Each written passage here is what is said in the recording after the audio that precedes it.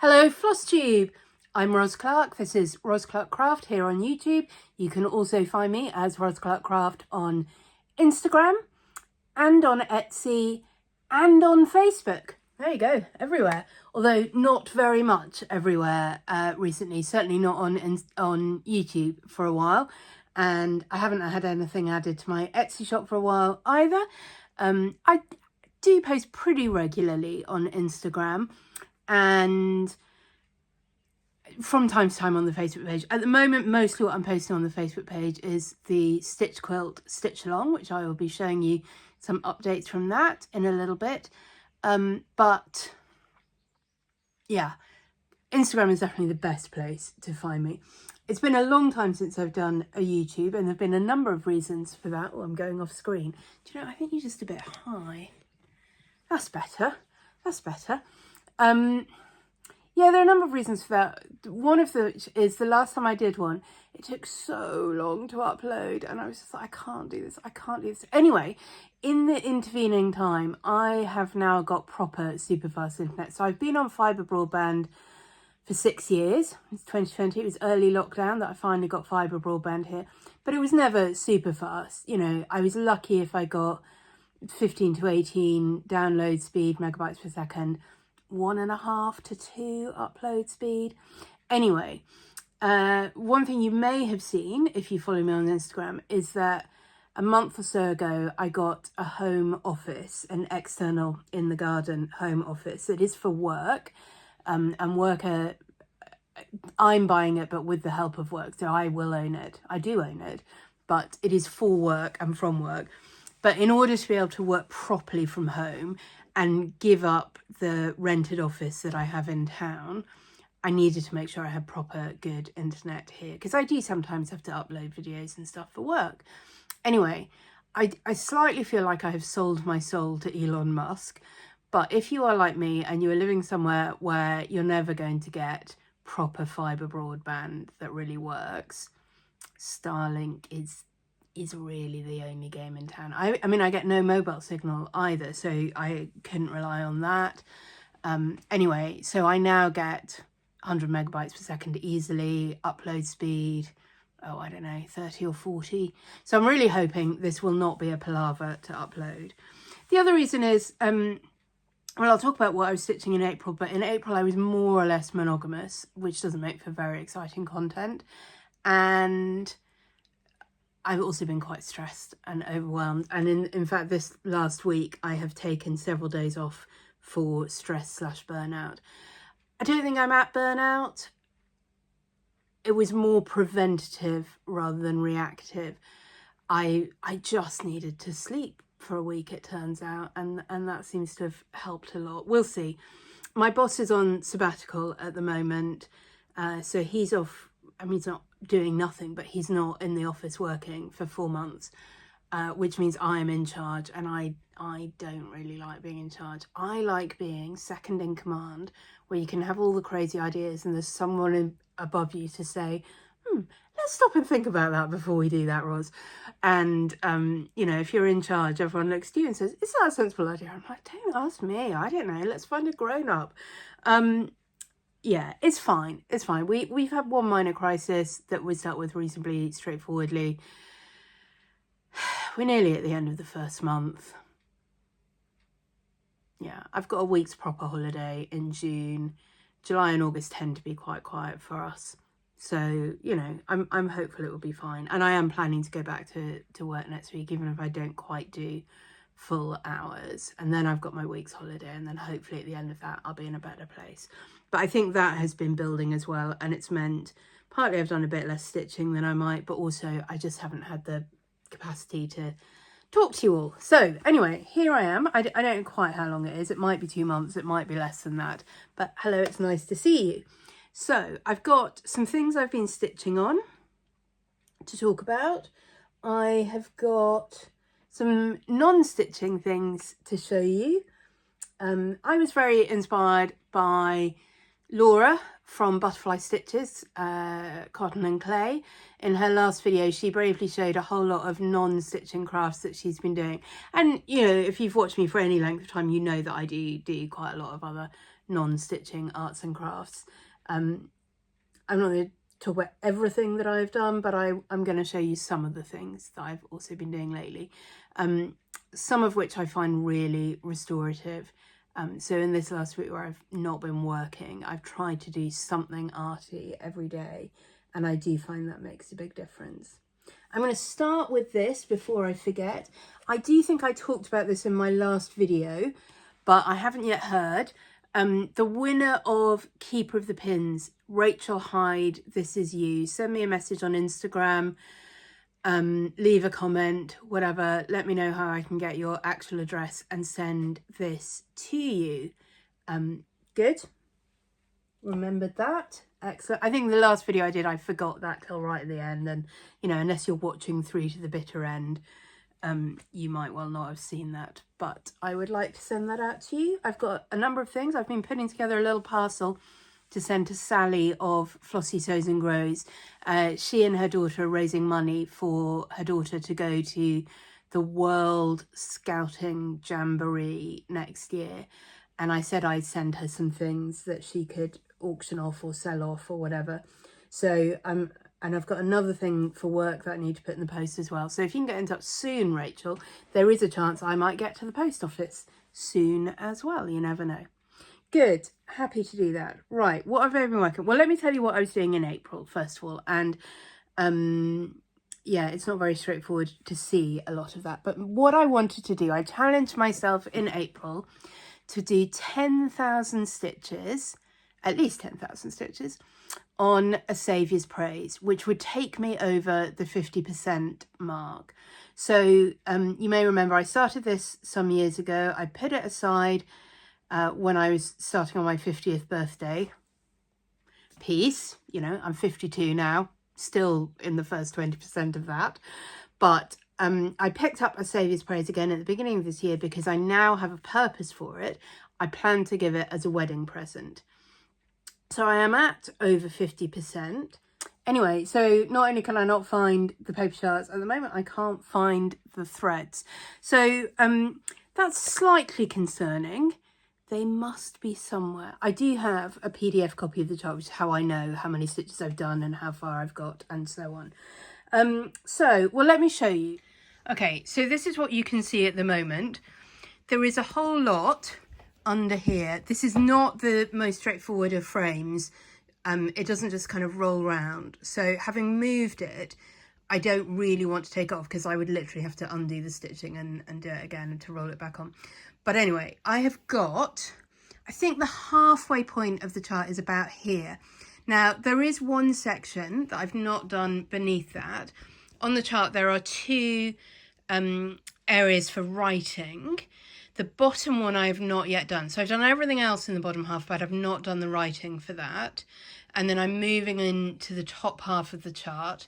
I'll talk about changes I've made in a moment.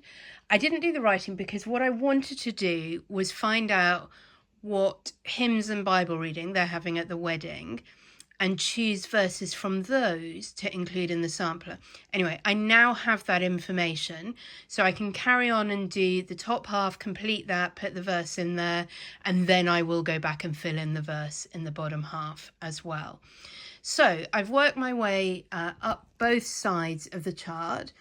I think I've talked about this before. What I wanted to do is make sure it includes all of the fruits of the Spirit. It includes quite a lot of them. So humility, I think, was humility there already? I now can't remember because I can't find my chart to check. But anyway, it included a lot of them. It included some other good words that I wanted to include. So kindness, you can just about see there, the top half of kindness. That is one of the fruits of the Spirit.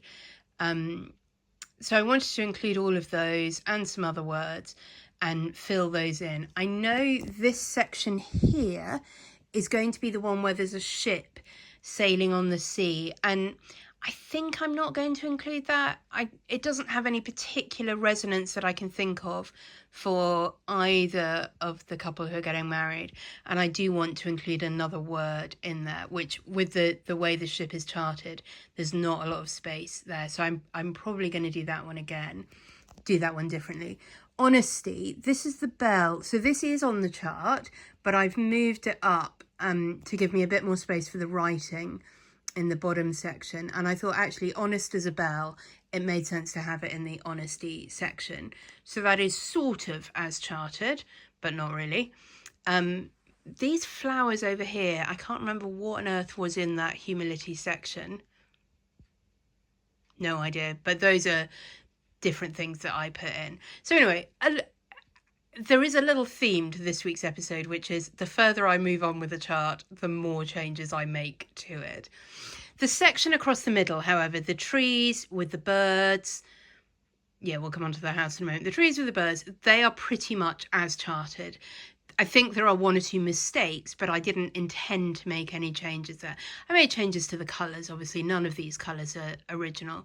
But in general, I really loved the way she had charted those trees. They're all a little bit different, with the little birds on top. I just think it was super cute. And then the space here above the trees and below that border, she has the numbers charted, but I think that is going to be space where I'm going to put the actual Bible reference for the verse that I'm going to stitch, I think. Now, when we come to the house, I didn't plan to make any changes to the house, but I made mistakes. So I did make changes to the house. You can't really see it because of the way the frame is, but there is a path that leads up to the front door. And I put the path in wrong. And then I'm like, oh, I don't want to change it. It's only the path. It doesn't really matter where it is. But obviously the path has to lead to the door. And so then the door wasn't in the middle. And so then there wasn't enough space on this side of the house to put in a window. So it's supposed to be symmetrical with doors and windows on both, the door in the middle and windows on both sides. But I didn't have space for that. So I put in a little climbing rose up that side. And I think it looks fine. The fence is as charted. And then round the house, there was a sort of like an arbour of leaves and flowers around the house. And it was okay. But I quite like the stars. There were stars. And I just thought, actually, I'm just going to put in more stars. I like the stars. I like that there's a bit of space in the design there. I'm coming up. I don't think I've got loads left, you know. There's this one. And then there's another one here. And then the corner. Well, this is the top of the fabric. I think the corner is going to be about here. So I've not got loads left on that border, but obviously a lot of stitching in the middle.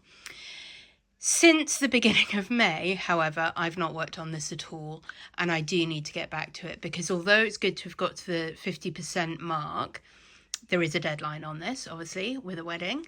And I had planned to do,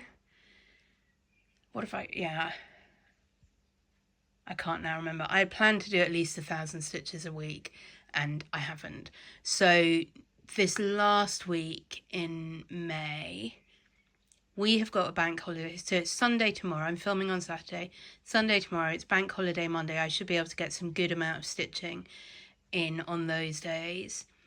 And next weekend, which will still just about be May, again, I've not got very much else on. So it'll get 4 or 5 days of good stitching in May, and we'll see where we can get to on that. And similarly in June, I think I'm aiming for about 1,000 stitches a week on average.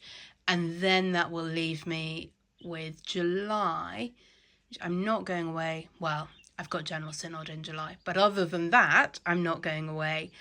So I should be able to finish it by the end of July, get it framed in August. That is the plan. Obviously, this is just not a travel project. So one of the reasons why I didn't want to plan to do a huge amount in May and June. I mean, 1,000 stitches a week is not nothing, but I am away quite a lot in June, particularly. So I thought, well, there's no point planning to try and do another 10,000 stitches in June, but 1,000 stitches a week over the course of the month, I think will keep us on track. It was really fun. When I took it off to move the frame, I was able to look at the whole thing. And I'll maybe insert a picture here of the photos that I took at that point. Obviously, I have stitched more since then. But I do think it's coming together really well. I really like the sort of brightened up, colourful version that I'm doing. I like the personalisations that I'm making. I think it's coming together really nicely. So that is A Saviour's Praise. Right, we're going to go back to normal viewing. Good. So that was a Saviour's Praise. The other thing that I was stitching in April and then into May was this. And again, I'm going to put a picture of it here. I don't have a paper chart for this. I know that. Yeah, because it was the the Historical Sampler Company Stitch Along for spring 2026. So with that, obviously, you sign up you get the kit, but you don't get a picture of the whole thing. You don't get the whole pattern. You get it in sections, and then you stitch through it. So I will put a picture of the finished piece here. This is what it's supposed to look like. And then I'm going to see if I can show you at the same time. There we go. So you can't see me, but hopefully you can see my version and the charted version. And if you just want to take a few minutes, you can play Spot the Difference. There are some quite big intentional differences. There are also some unintended differences, and I will talk you through the changes that I made as we go. It doesn't look like theirs. I love mine. I absolutely love it. And I think I love all the changes that I made, even the ones that weren't entirely intentional. No, I don't love all of those, but I can put up with them. So there are definitely mistakes. So no, let me talk you through this. So with the way they do their stitch alongs, one of the reasons I've not signed up for them before is I don't love the way they do them. They literally just cut the chart in 4 and send you those sections, which it's not really how you stitch, is it? It's not how I stitch. Anyway, you finish a colour, you finish a motif. You don't, you know, work up row by row or go across line. I mean, that some people do that, I guess, a little bit when you're doing full coverage, but it would be a weird way to stitch something like this. But actually this time, I don't know if you can sort of see this, it does divide quite nicely into 4. So you've got this layer with those kind of 3 floral motifs and then the little bits. This layer with the strawberries and the house. This layer with the writing and the flowers on either side. And then the bottom layer with the flowers. And I've been calling these geese, but I think they're ducks. I'm going to start calling them ducks. Yeah, I think they're ducks. So you can see it does actually split quite nicely into the 4 sections. And there weren't really any motifs that kind of overlapped. The only thing obviously was the border. But actually, once the border was established, it was pretty easy to at least finish your thread that you were on, even if you didn't do the whole thing, because we didn't know exactly how long. Well, I can't remember. They might have told us how many stitches it was, but I'm not going to count that. One of the unintended mistakes is in the border. No, exactly. You don't notice it, do you? You didn't know there was a mistake there. There definitely is. And I didn't notice it until I got right down to the bottom and I was trying to do counting and I'm like, oh, this is wrong. So the mistake... I think this definitely is a mistake. This is not just a change. On the border, you get the little loopy bit and then a dot. But I have a bit here. Can you see that? Where there are 2 little loopy bits together and no dot. Yeah, that was quite annoying.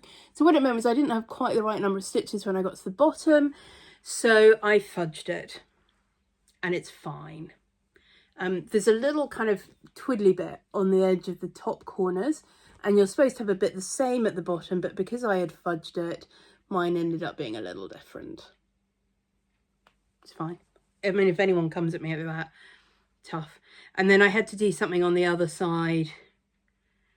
I can't quite remember now, to make that one work as well, because I hadn't messed up on that.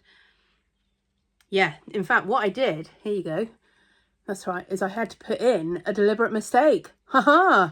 To match, so that then they were both ending at the same level and then I could put the same twiddly bit at the bottom.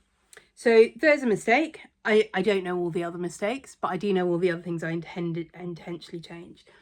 So top row, I stitched it all as charted. Well, I had a bit of a disaster with this. I initially started stitching it this way round, and then I realised that I had my fabric the wrong way around, and because if there was a stitch count I didn't know and I wasn't going to count, and I'd left quite a substantial border here. I was like, you know what, I've only stitched a corner of this, I'm just going to switch it this way, which worked absolutely. It fits perfectly.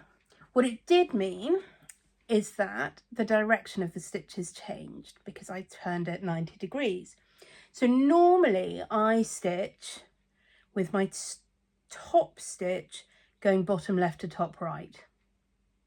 But on this piece, my top stitch goes from bottom right to top left. Mostly. Because I forget. Because it's not how I normally do it. And I'm afraid I've not corrected it in all the places. I just was like, you know what, it's only for me. It's not for a gift. It's not for a museum. It will be fine. Yeah. There's a reason why they recommend pick a direction and stick with it. Because it absolutely messes with your brain. And some of the other things I was stitching at the same time, thankfully not, as far as I can remember, a Saviour's Praise.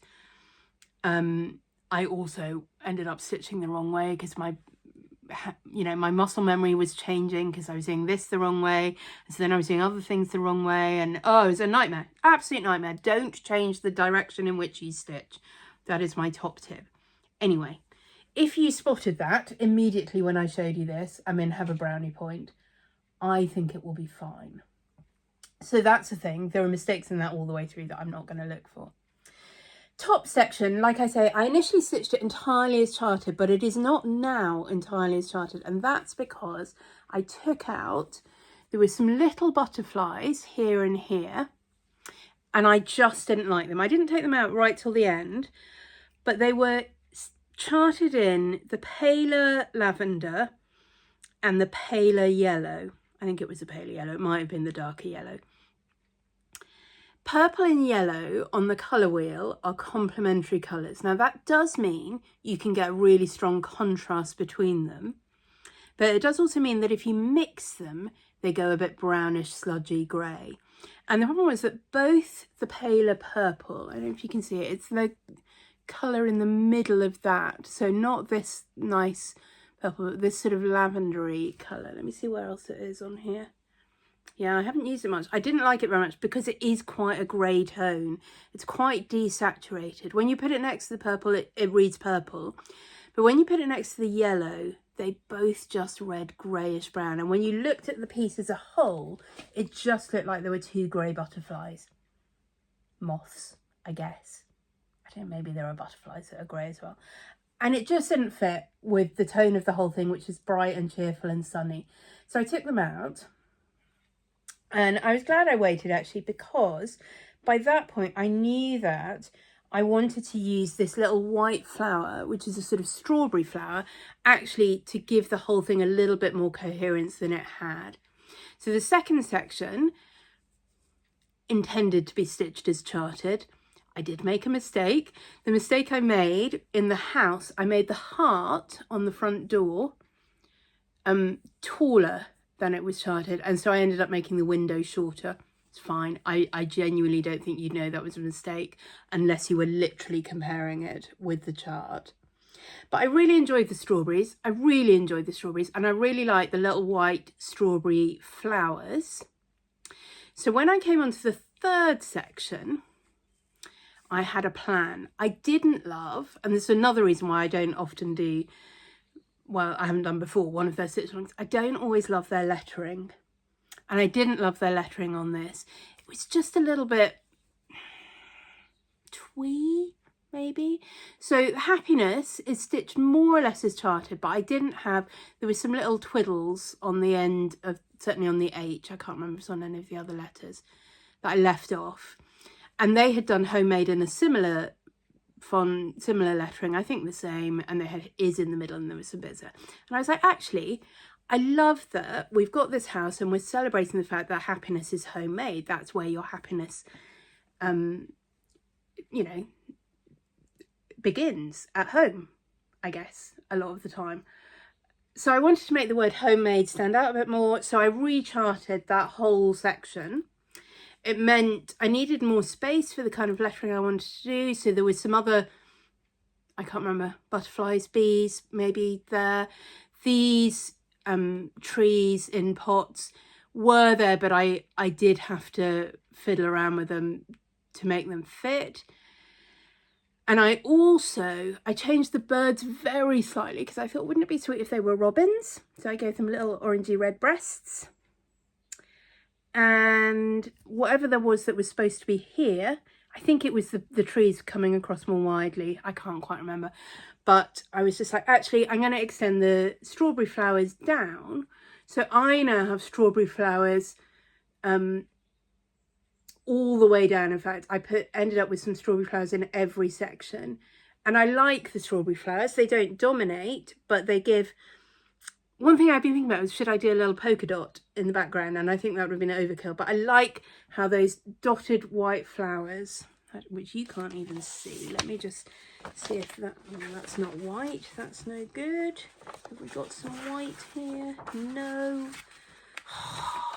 You know, this is why I don't do Flosstube. I'm too disorganised. No, I can't find anything. Well, let's try that. That's black and white. Hopefully you can't see that. But just to give you that. Yeah, there you go. Hopefully you can see the white flowers on that. Just, yeah, I think they do add a little bit of cohesion across the whole design and a little bit of background interest. Yeah, anyway, I like them. And so then the bottom section, more or less is charted, I think. I can't remember what there was around the ducks, but I put in, obviously, some more of the white flowers that weren't there. These two floral things, oh, I forgot to say, on here, these were charted with the I don't know whether, I think they are fruit, with the fruit being in the purples. And by that point, I'd already decided those purples are a bit grey. I'm going to make these orange and yellow and make them oranges and lemons. So then I thought, well, I will bring the purple back in, because you've got this purple flower up at the top. I am going to bring the purple back in, and I'm going to do some purple and pink in these flowers. So these are pretty much stitched as charted, but with different colours. I think there are some mistakes as well, but, you know, we're not measuring all the mistakes. The ducks are certainly stitched as charted, and the strawberry is stitched as charted. This bottom border I think is correct, and I've already talked about the corners of the bottom border. So there are intentional and unintentional changes all the way through. It is not a perfect stitch, but it is a very, very lovely finish. And I know how I want to finish it. On the door behind me here, I've currently got hanging this, which is Tiny Modernist Design, Welcome Spring, that I finished with this paper wreath that was in a kit I got from Hobbycraft a year or two ago. But that, you know, we're nearly at the end of May. That doesn't need to stay up for much longer. It's very clearly a spring piece. So what I thought, it would be nice to have something to put up there in the summer, and I thought this would be lovely. And I want to get a kind of wooden hanging plaque, you know, the kind of thing that probably says live, laugh, love on it or whatever, and use that as a base to finish this. And then there's a hook there that it can just hang from, and that can be, I mean, that can be there any time of year. Happiness is always homemade, but I think it definitely has a summery feel to it with the flowers and the strawberries and so on. So I'm very pleased with that. And I mostly kept up with it. I did the first two parts as they came out. The third part I was quite far behind on, but then I was able to finish it and finish the final part within a few days of it coming out. So I was pretty pleased with that. Particularly given that the first two parts, I think, came out during April. So I was also working quite hard on A Saviour's Praise. So I was very pleased to be able to keep up with that as well. I didn't do a lot of other stitching during April. I had got ahead with my stitch quilt pieces, so I wasn't having to worry about getting those out every week. I'd done 3 or 4 in advance, so I knew I had those all the way till the end of, well, the end of April. Even the first couple of weeks of May, I already had stitched on those. So I was able to get quite well ahead with that. Let's talk about Cotton and Twine while we're talking about them. You know that they are the subscription arm of Historical Sample Company. I am not a sufficient floss tuber to be sent anything free from them, so I bought the kit for the stitch along for my birthday present for myself, and then I subscribed. I wasn't going to subscribe, and so far it's worked really well. Sort of seeing everyone else's videos and thinking, yeah, no, I don't really want to stitch that. I really want that one. And the one I really wanted to stitch was 18 months or so ago, and I managed to win it in somebody's giveaway, so that was very pleasing. But then I just saw this one. I'm like, do you know what?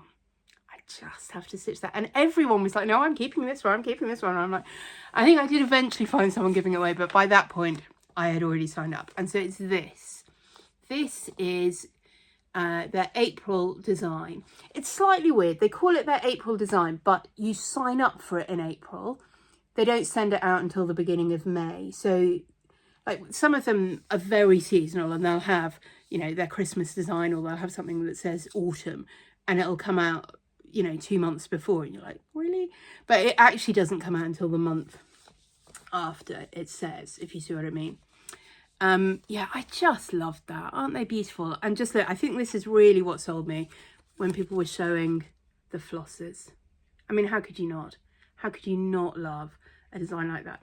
Now, it's only to go on a hoop, but I mean, it's not full coverage. It's quite stitch heavy. So I'm not going to be starting that anytime soon, but I am glad to have it. I just have some thoughts about the relative cost of their stitch along and their subscription. So this, I got this on the linen, and I got the full kit, for which I paid £22. I think that's really good value. You get the chart, full colour, black and white, and a PDF version. You get all the thread, you get the fabric, I think you get a needle, you get a sweet treat, you get something to help you with the finishing, which in this case is just the hoop. But you get quite a lot in that, £22. This, I haven't got the bag anymore, so I can't show you. I bought the full thing because it was my birthday and I wanted to shoot myself. So it's a bigger chart, definitely, and a bigger piece of linen. So that's slightly more, okay. But you don't get a printed version of the chart. You only get the PDF because it's being sent in 4 parts during the course of the thing. I think this is probably about the size of the one in there. It's not massively bigger. Let's have a look. I think these are both 32 count linen. Yeah, so it's bigger, but it's not like, wow, 3 times as big. Okay. You got the threads for this, obviously, as well. Got needles. Got a pair of scissors, which I didn't get in the subscription box. I got a sweet treat, a bag, little canvas bag, not a huge great project bag, but it was, you know, it's a little sort of tote bag, happiness is homemade, something like that printed on it, and a little ornament.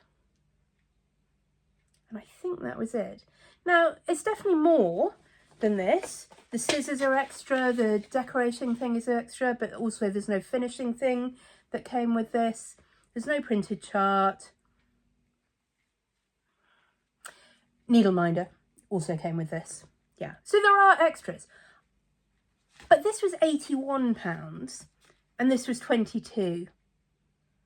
Like, if it was twice as much, I could make that work in my head. But to be nearly 4 times as much, I can't honestly say I think I got 4 times as much value from that as I did from that. The scissors, the needle minder, the ornament. I don't think they're worth £60. And like I say, slightly bigger piece of linen.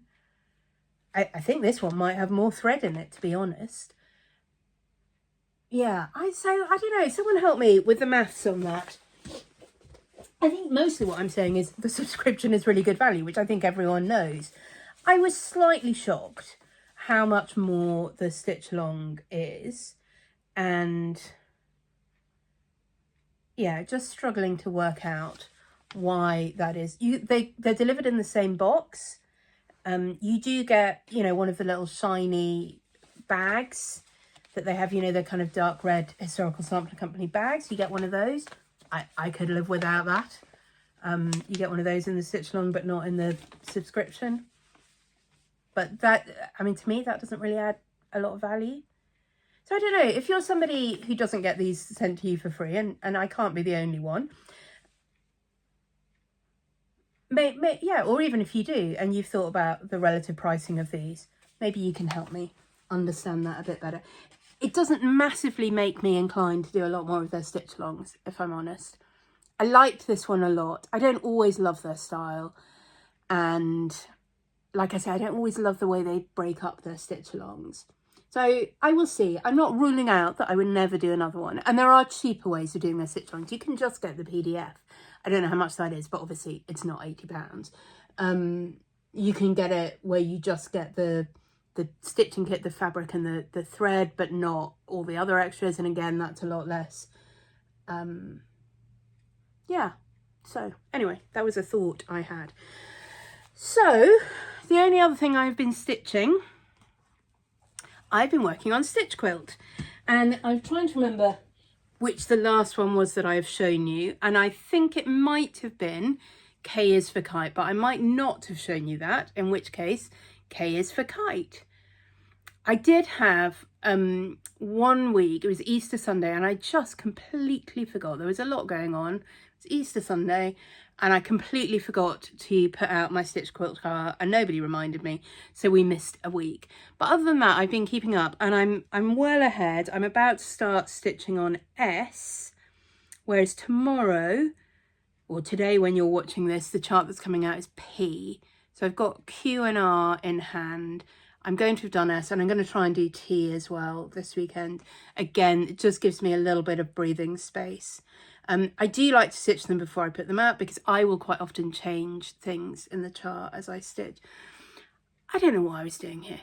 It'll be fine for a hexagon finish. There is enough room there, but you know, do your borders better than me, folks. Anyway, K is for Kite. What else? L, I do love L. L is for Laundry. Can you see? It feels like there's not very much light. I don't know why. I've got my light on and my light's on and it's sunny. Anyway, L is for Laundry. I really enjoy doing that, designing it and stitching it. M. Now M, I had an idea for, and I have to say, I found it really hard, but we got there in the end. M is for music. So you've got the sort of trumpety things at the top, you've got drum in the middle, sort of guitar-y things at the bottom. We've got a piano keyboard, we've got a bass clef, we've got some sharps and treble clef and some notes. M is for music. There's more backstitching / straight stitching on this than I normally would. If you're doing this and you're planning it to be on something that's going to get used, a bag or a pillow or something, I would recommend doing as short a straight stitch as you can get away with.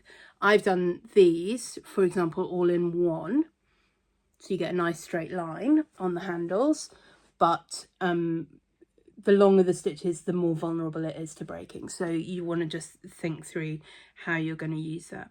I would say this one is easier stitched on linen if you possibly can. You should be able to do it on Ada, but you will need to pierce some holes to do it on the Ada in order to get these looking right. So yeah, I would recommend linen for that one. And to be honest, I would recommend linen for this one. N is for needles.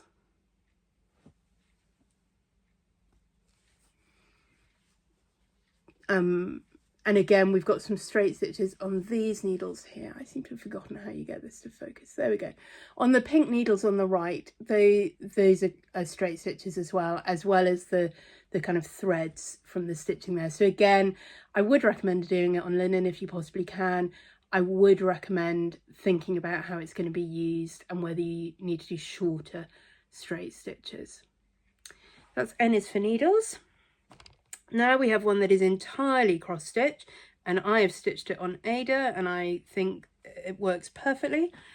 O is for oak. Isn't that good? I really enjoyed doing that. I initially had a design which had some acorns in it as well, but I was like, no, I just want the tree. I love an oak tree. I'm very lucky to have lovely oak trees where I live. So O is for oak. I'm trying to keep these in order and completely failing, I think, at this point.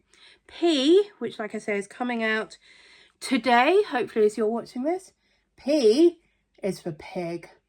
I really, really like the pig. I really want to do a proper sort of agricultural, so solid kind of pig. I love him. So he stitched, there are 3 colours in the pig itself, and you do want them to be 3 tones of the same colour, a light, a medium and a dark, to give you a sort of sense of his shape and size. P, now Q. Now I did do a little guessing game on Instagram. People could guess what Q was for.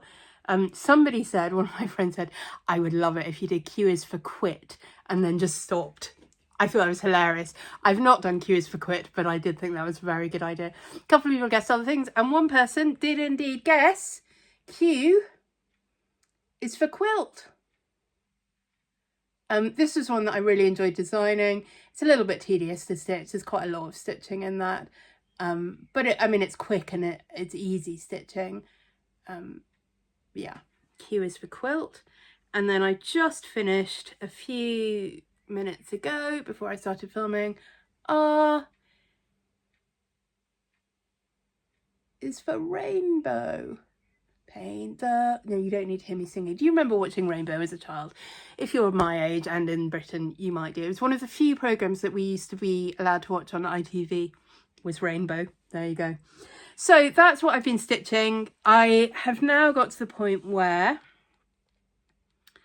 I've got S, T, U, V, W, X, Y, Z, 8 more, of which T, U... 4 are fully charted and 4 are partially or need some work doing. Like I said, I'm going to try and stitch S and T in the next couple of days, and then that leaves me with 6. And I think we are looking to be finished sometime in mid-July. What I will do, so these are all free to download, either from a link in my Instagram bio or from my Facebook group, Ros Clark Craft. When we get to Z, which is, not that far off now, but when we get to Z, I will leave them all up for a week, and then I will be taking them down from both places, the Instagram and the Facebook group. So if you're wanting to stitch them but haven't started yet, or you're stitching them but you're behind, do make sure that you're downloading them all rather than kind of waiting till you stitch them.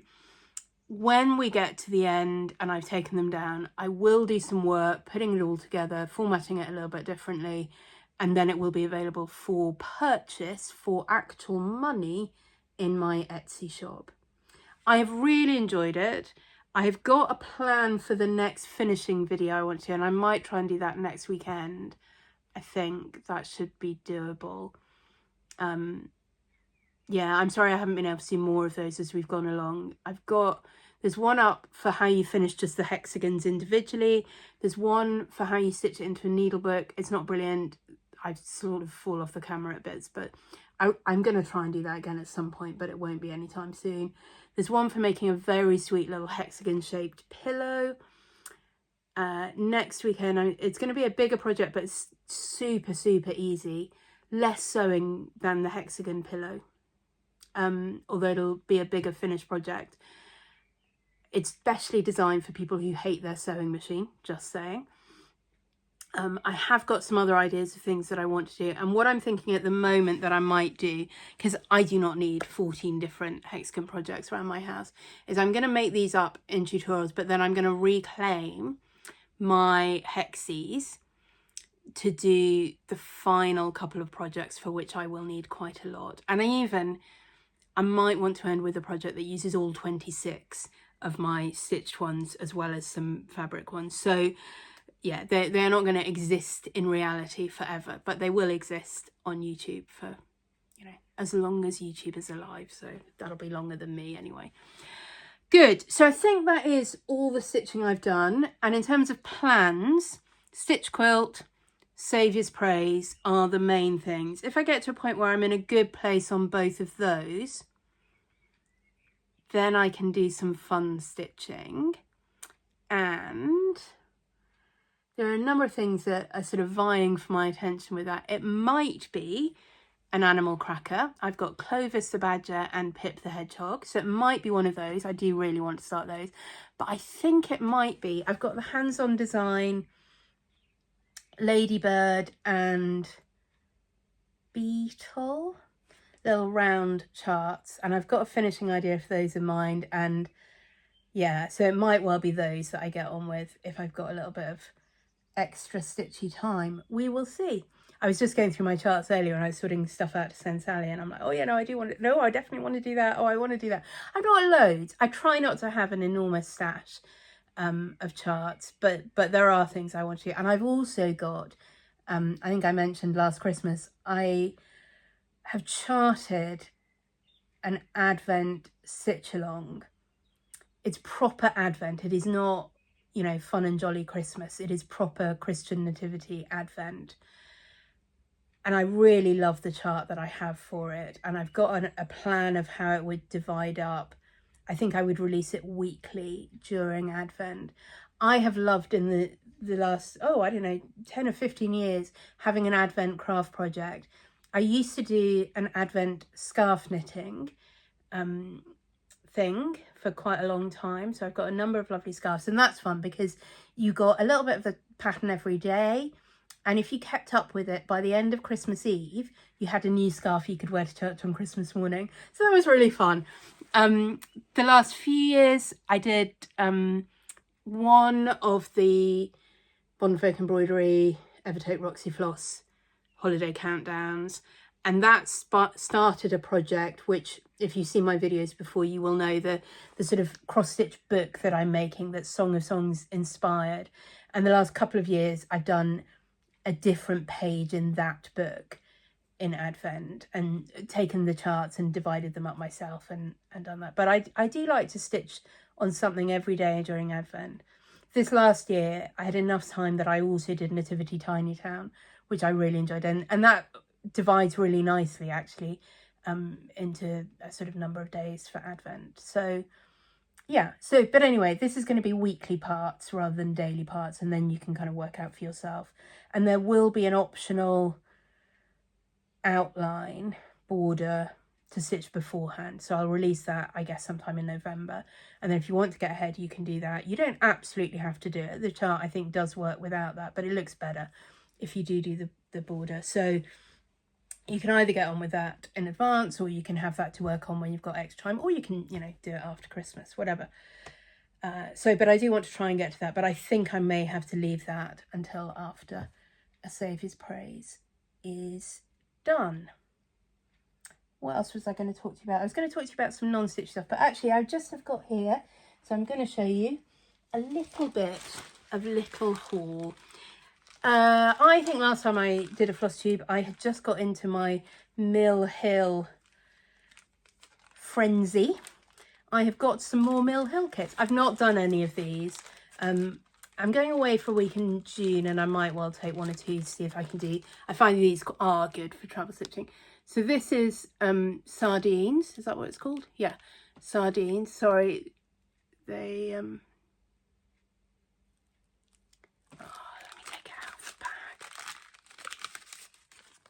better.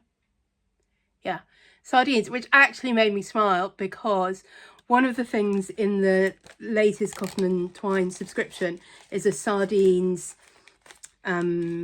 decoration and some sardine chocolates, and I'm like, yeah, well, I've got my sardines to stitch, so you know, definitely don't need that. This is the one I've been looking for ages, and in the end it came back in stock at 123 Stitch. So actually these were all from 123 Stitch. I really love this one. I like the sort of stylizedness of it. Is that a word? Yeah, no, it isn't. But I love the colours of it and the stylized design of it and the shape of it. And I don't know, something about it just really speaks to me. There is an apple in the same series, but I just didn't like the apple. I really like the pear. So that's in their autumn collection. I'm in sardines for spring, pears in autumn. I suppose pears are an autumn fruit. And then I've also got, this one is also in their spring collection. Snail. I like the snail. I like all of them. So I've got those. I feel like I might have one other somewhere, or maybe not. Maybe it's just those three. Anyway, I don't need any more at the moment. So a little bit of haul there. And a little bit of haul here from the lovely Sarah at Penelope's Pocket. I don't, because I tend to not have a lot of whips, I do not have a lot of project bags, and I do not need a lot of project bags. But every so often you see one and you just think, I just love that. And for me, on this, you know, the owls are cute, the bunnies are cute. I just love those swifts. I just love them. Anyway, she makes thread keeps to go with her bags, and she includes like a little circle cut from the fabric to go with them. And with this one, you know, she had some that were the bunnies and some were the owls, and I can't remember. But anyway, I sent her a message. Normally you just get a random one. If you don't have to buy a thread keep. If you add the thread keep, she just sends you a matching thread keep. But I sent her a note and said, please could I have one with a swift on it? Which I now can't find. But anyway, is somewhere. And I do use thread keeps. So yeah, that'd be lovely. I think when I find my stuff for a Saviour's Praise, it might need to go in here so that I then don't lose it again. Anyway, I don't know whether she's got any on her website now. I put a link below. She also sells suitable bags for knitting and for general toting lots of stuff around, and I find them very tempting not to order all of them, but I do not need all of them. I do have one of her lovely Cantha bags. Have a look and see if she's got any of those on her website. She gets sometimes old Cantha quilts and cuts them up to make bags, and yeah, I have a beautiful one of those. Good. So those I just found when I was looking. I didn't find what I was looking for. This was the bag that came with the Historical Sampler Company stitch along. So you can see it's, I mean, it's perfectly fine little canvas bag, but it's not like super special nice project bag. You know, it's not like the Penelope's Pocket one. You know, I don't think these are super expensive. It's nice. I don't think it was special for the stitch along either, now that I'm looking at it, because it says handmade with love, not happiness is homemade. I mean, it might be, I don't know. It fits, you know, it's sort of springish, but they could certainly send that out with other charts as well. So I think that is all my stitching and haul that I was going to show you. If you're not interested in any of my other arty pursuits, I mean, feel free to stop watching anytime, really. Rachel Hyde, if you're watching, do get in touch with me. Let me have your address so I can send out your prize. I'm not doing a giveaway today, so I haven't got one to forget. So we now just are moving on to what I've been doing. And what I have been doing, I'm slightly obsessed with concertina sketchbooks. Now, I don't know if you've ever seen a concertina sketchbook. This is a super, super tiny one. I bought this one. I love it. So the elastic holds it together, and then you can open it up, and this is what you've got. And I did an alphabet on mine, and I wanted to do this. I sort of had in my head for ages this idea of an alphabet just with sort of circles and lines. And I've got this sort of shiny paper that I used for the letters, and then I think I painted the back first, and then I went over and sort of zentangled a little bit, kind of ish, on the side. So that's A to M, and then on this side we squeezed in a little bit N to Z. Yeah, and then it just folds up into this cute little thing. I think it is 2-inch square. I mean, it's so cute. It's so cute. And then before I did that one, actually, that was not my first. This is the first concertina sketchbook I did. So I started this back when I was still going to regular art classes on Fridays. I don't do those anymore because art teacher was not very well and she has had to cancel. So we haven't had them since sometime in the autumn. This side I had more or less finished while we were still having classes. It's really long. I didn't quite realise how long it is. I can't get it on the page. And that was sort of what I would call intuitive art. So we just, each week we took a different material or more than one material. So we started off with just a series of different kind of pens and pencils, doing these kind of random lines that went all the way across. And, you know, you could paint over them or colour them up, or you could work with them. We did some collaging, and then you had to stick bits of collage on every one. We did some painting. We did, what else did we do on there? Don't know. Shading of different kinds. All sorts of things. Going in with some white, going in with paint sticks. If you've never used paint sticks, use paint sticks. Paint sticks are aimed at small children and they are brilliant. You can't do detailed work with them, but they are sort of like using paint, but it's not wet, it's not messy. Yeah, so this I'm pretty sure would be done with a paint stick, and you get that nice sort of thing. You can either get a nice smooth finish, or like I've got there, a slightly rougher kind of surface. So those are not pictures of anything, they're just playing with colour and shape and texture and materials. On the other side, which I started working on more recently, I have been doing slightly more pictorial things.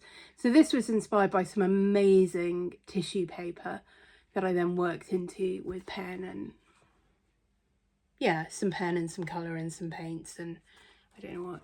This was collage. I found this beautiful quote, "Sleep between the hills and the sea," from a magazine. Lots of this is collage bits from magazines and also collage materials that I've made. You can see there's some map paper in there. And it's sort of, this is going backwards, but I think this whole side is kind of a journey, maybe. Don't know, we'll see. Anyway, we've got here again some bits and some steps and then flying. Then we've got some of these which are still at the very much at the background stage. And then this one that signifies hope had some stickers, which I didn't quite have enough of, so they sort of fade out the word, but then I wrote the word and I also stuck the butterfly on. And then we've got this girl looking through the arch, and then here, this is still to be worked on, but I found this girl on the bike and I'm like, maybe she's starting the journey on the bike, I don't know. So that still needs loads and loads of work into. I'm very much of the, if it's not looking right, it's not finished yet, and you keep going until you're happy with it, or you know, you're bored of doing it. Fluorescent pink ink is my favourite thing in the world. Can you possibly tell? Yeah, I just have found the last few days I've done a lot of this, and what I really like is cutting and sticking. It's so low risk, particularly when you're just cutting and sticking bits out of magazines. You know, it's stuff that has no value in itself, so you can't ruin it, can you? You know, if you stick it in the bin, well, it was just going in the bin, or, you know, stick it in the recycling, it was just going in the recycling anyway. I really enjoyed that little hedgehog that I found, so I put him in. And, you know, you find bits and you're like, oh, that's what I need to go there. One of the things I'm really enjoying is I'd cut holes in some of the pages, and I like how you're beginning to see through. In fact, let's look at that on the other side. You don't have to look, obviously, the whole thing all in one. And I'm liking that just sort of layered effect. Like, this is fun, adding some extra colour in there. And a bit there. You know, and you can always go, you can't really, well, you could cover it up, but you can definitely always add more holes if you want to. Sort of adding a mountain in there that these little figures are on. So yeah, in fact, I'd forgotten I put the figures on this one. So there's a big sort of thick black line that goes through most of it, and I put little figures sort of moving along that line on a lot of the pages. So maybe the whole thing is sort of a journey. I hadn't really realised that. Interesting. Maybe I'm going on a journey. So that's that one. And in fact, last night when I was doing some sticking, I found an article in one of the magazines that had these words, and one of them says reflection,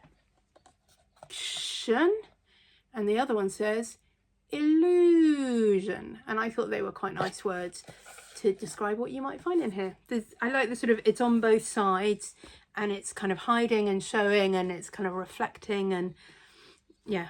So reflection and illusion, that is obviously still a work in progress, but I'm quite enjoying it, and it is definitely the kind of thing you can pick up and put down. And you know, I hadn't worked on it for months, and then I got it out again this week and was enjoying that. And then the final concertina book I'm going to show you, I mean, this is just silly fun. So the magazine that some of those things cut from is a thing called Uppercase. It's printed in Canada. It is not super cheap to get it delivered here, but I've had a subscription since January and really loved it, and I'm wondering whether to, I think I've got one more due to come. I think I only bought a 6-month subscription, and I'm trying to decide whether to continue with it, and I sort of really want to. But with that magazine, you always get 2 postcards, and they are printed with really fun designs. Let me show you this one. So the star was printed on one, and then this sort of pink leafy design. And I don't know quite what to do. I don't really send a lot of postcards. I don't need a lot of postcards. But they have, at the end of the magazine, they have a bit where they show you things that people have made, both from the cardboard mailing envelope. It's like the sort of envelope that Amazon send quite a lot of stuff out in these days. So things that people have made from that, and also things that people have made with the postcards. And somebody had put theirs together in a concertina book. I'm like, that's perfect. That's what I'm going to do. So this was 1, 2, 3, 4, 5, 6, 7 postcards. I stuck together with masking tape, and then did a whole lot of collaging, front and back. So some of them you can see bits of the postcard coming through, and others more or less complete. Like this one I think is pretty much completely covered. Because some of them are just, they say, you know, uppercase, and it's just advertising their magazine. Well, I don't need 3 of those in the thing. And then I just thought, wouldn't it be fun? I'm very into things that are sort of 3-dimensional and playable. Wouldn't it be fun if you could open the pages differently? So instead of having this as your front page, what if you had that? Or what if you had that? And what if you had that? And what if you had that? So there are cuts all the way through. It's not perfect. There are bits that kind of don't quite fold the way that they should, or do fold the way that they shouldn't. But you can see, you can really have a lot of fun with it. I do think it'd be very fun to make one of these and do sort of monsters with heads and bodies and feet that you could, you know, flop in and out of. Anyway, that's pretty much all cutting and sticking. There's a little bit of watercolouring and crayoning on it, but more or less that's all collage. And it was so fun. It was so fun because, again, there's no stakes. You know, it's not a present. It hasn't got to look right. It's not going to be a thing. It's just fun to do. And that is actually really fun just to sit and play with when you've done it and fold in and out. So I'm definitely going to make more of these. So those are the things that I've been doing lately. I think that's probably enough from me. Let me know what you're doing. Let me know if you're doing non-stitching crafts. Let me know what you like to do when you're feeling stressed and exhausted and burnt out. Maybe it is just cross-stitching. Maybe you find sometimes even cross-stitching is too much and you have something else that is your go-to in that moment. I tell you what I've been seeing. Have you been seeing this? People talking about making an analogue bag of all the things you can do so you're not wasting time on your phone.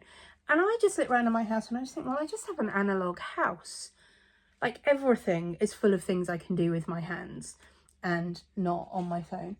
I mean, I do manage to do a lot of those while I also have TV on or YouTube on or whatever. But I don't feel like I especially need to work hard to put non-digital things in my life. But maybe, I don't know, do you have an analogue bag? What would you put in it? I guess if it's something you want to take with you when you leave the house, do you have a little carry stitching project, little carry art project? I just bought, and I have no idea where it is, so I'm not going to go to show you, a tiny, tiny, tiny little watercolour set. It's like this big. It's so tiny. But it's actually quite good. It's got 9 colours in it. They're quite good colours. It's got quite a good water holder thing and little palettes. I mean, the brushes that came with it are rubbish. And it also came with a pad of paper that I don't think is even watercolour paper. But, you know, if you had that with you and a water brush and or a water bottle, you could do some really good on the road painting, and it's really, really tiny and light. So that was fun. So when I'm travelling, I like to have a little watercolour kit with me and a pen and do sketching and painting. Yeah, so I don't know, what would you take? What would be in your analogue bag? Let me know in the comments. I'm hoping this is going to upload relatively quickly. I'm hoping I will be back before too long, maybe next week with a finishing tutorial. maybe in a couple of weeks with another floss tube. Anyway, nice to hang out. See you soon.